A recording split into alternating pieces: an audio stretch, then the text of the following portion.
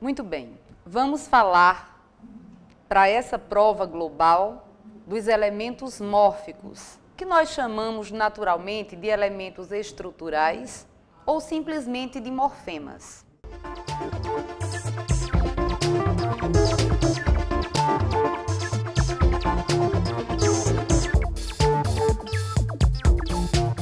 Vamos examinar as palavras que compõem o léxico português de uma forma individual para compreendermos as suas origens e as suas constituições. Nesse contexto, nós vamos chamar de elementos mórficos. Elementos mórficos, a palavra vem de morfo, que significa forma, estrutura, constituição. Muito bem.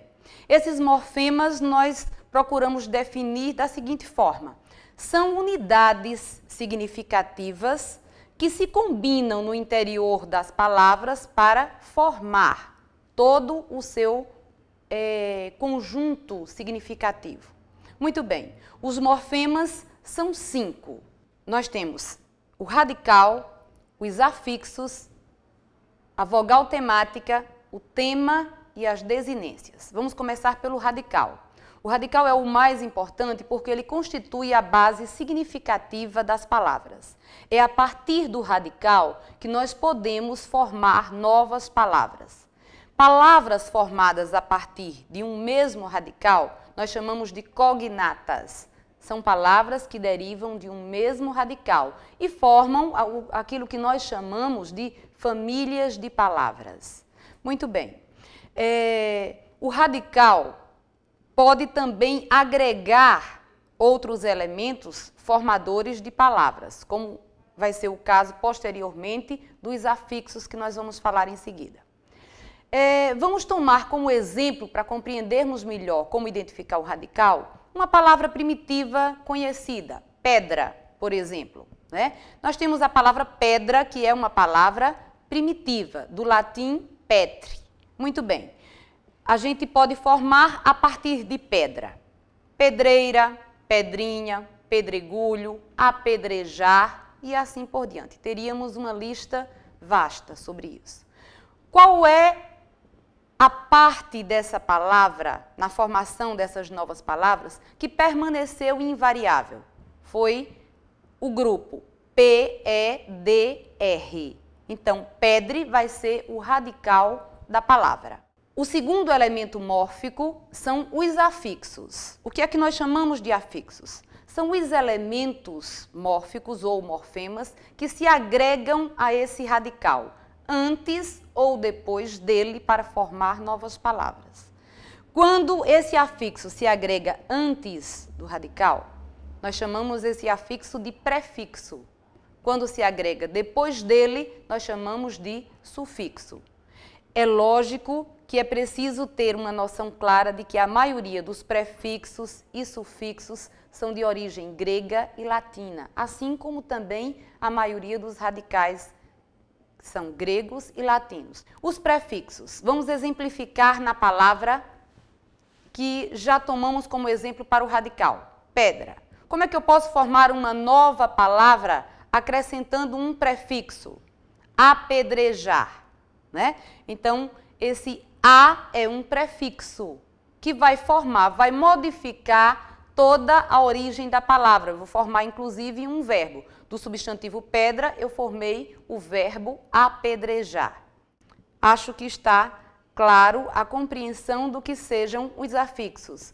Prefixo e sufixo. Prefixo, o que se coloca antes do radical. Sufixo, o que vem depois do radical, para formar novas palavras.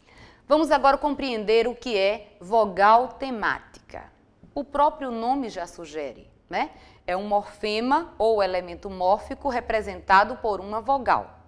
Nos nomes, a vogal temática tem por função abrigar as desinências junto ao radical, ampliando assim uma base temática dessa palavra, uma base significativa dessa palavra. Aliás, os dois elementos responsáveis pela significação das palavras são exatamente o radical e a vogal temática, que formam a base maior de significado dessa palavra.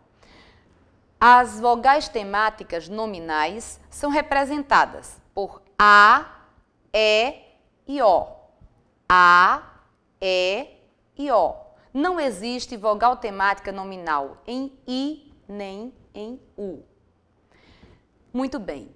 Duas características são bem claras. Elas serão sempre átonas. As desinências nominais representadas por A, E, O são sempre átonas. Vêm depois do radical e não indicam oposição de gênero. Se tomarmos a palavra casa, então nós temos o radical C-A-S, cas, mais A. Percebam que esse segundo A é átono. A sílaba é fraca.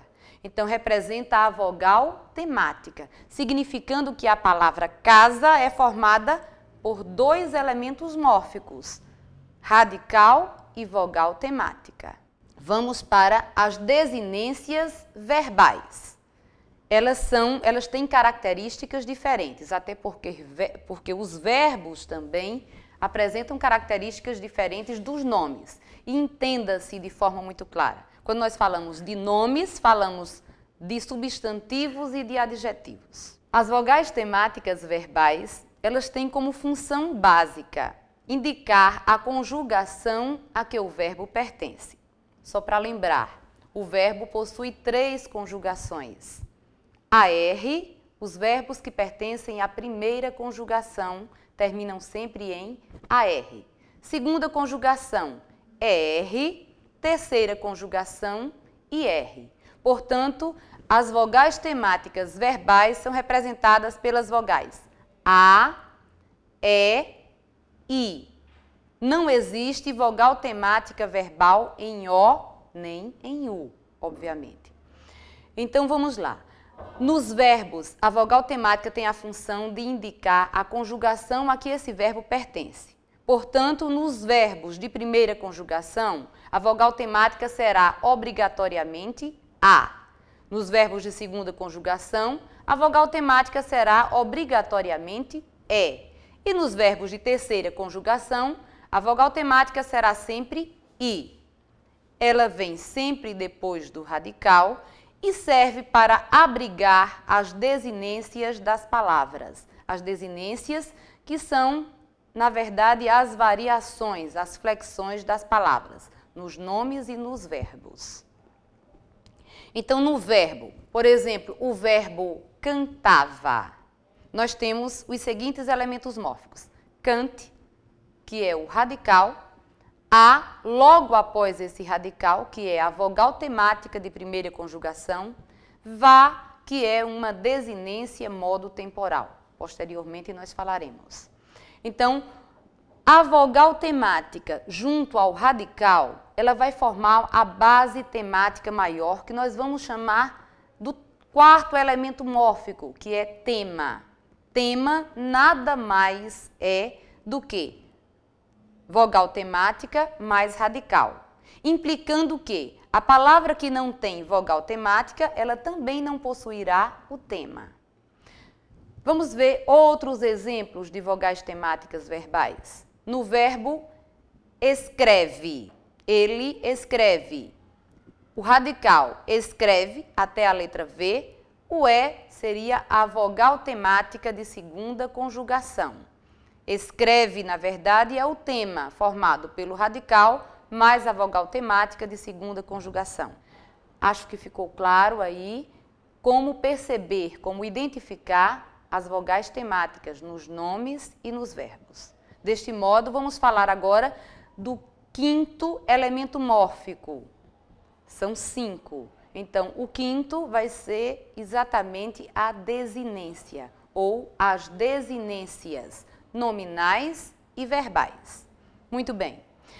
Desinência é o elemento mórfico que sempre se agrega à palavra no final dela para indicar as suas flexões ou as suas variações. Nos nomes, vai indicar a variação de gênero e número. Gênero masculino e feminino, número singular e plural. Nos verbos, essas desinências vão indicar as variações de número, singular e plural, pessoa, primeira, segunda e terceira, os tempos, presente, pretérito e futuro, e os modos, indicativo, subjuntivo e imperativo. Ainda temos as desinências das formas nominais, que vão indicar o infinitivo, o gerúndio e o particípio. As desinências nominais são identificadas por 3 letras. O A, que vai indicar sempre o gênero feminino, então o A representa numa palavra sempre a desinência do gênero feminino. Por exemplo, na palavra menina, menina. Esse A final vai ser exatamente a desinência do gênero feminino. Nós temos o radical menine mais a desinência do gênero feminino A. Se tivéssemos meninas, nós teríamos menine, a primeira parte desse morfema, que é o radical, o A, segundo morfema, que vai ser a desinência do gênero feminino, o S, que representa a desinência do plural. Nós não temos nas desinências nominais nenhuma letra que represente a desinência do singular, até porque o singular ocorre exatamente pela ausência do S, que representa o plural. Vamos para as desinências verbais. Como eu já falei, as desinências verbais estão divididas em 2 grupos prioritários, as DMTs e as DNPs.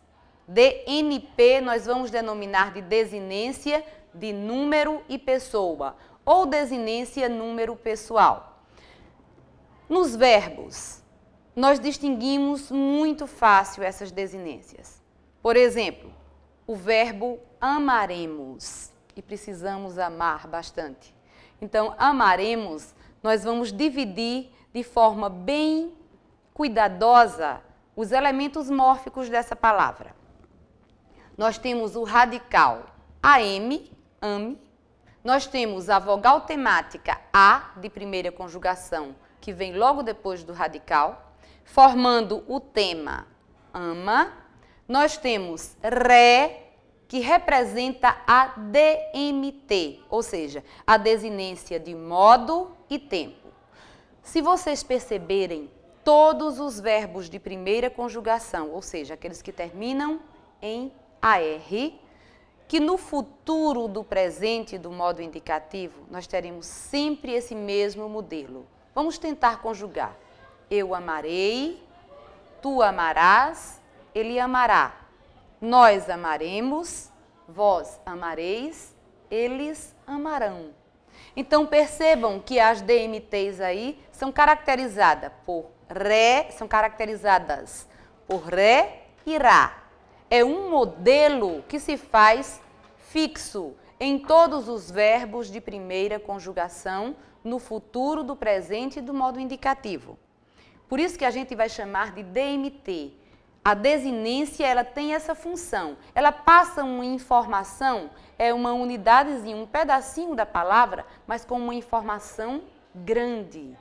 Se tivermos como exemplo o verbo amássemos ou escrevêssemos, logo vem à memória que vários verbos que nós falamos, que nós pronunciamos e escrevemos no dia a dia, tem esse modelinho sé, de forma fixa em todos eles. Muito bem, esse sé é uma DMT, é uma desinência que representa o modo subjuntivo no pretérito imperfeito.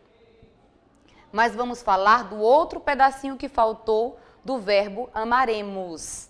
Mós sempre vai representar a primeira pessoa do plural de todos os verbos, seja qual for o tempo ou a conjugação a que pertence. Então, na primeira pessoa do plural, sempre vamos ter mós nos verbos. Eu amo, tu amas, ele ama. Nós amamos, vós amais, eles amam. Então, da mesma forma, nós amaremos. Nós é a primeira pessoa do plural.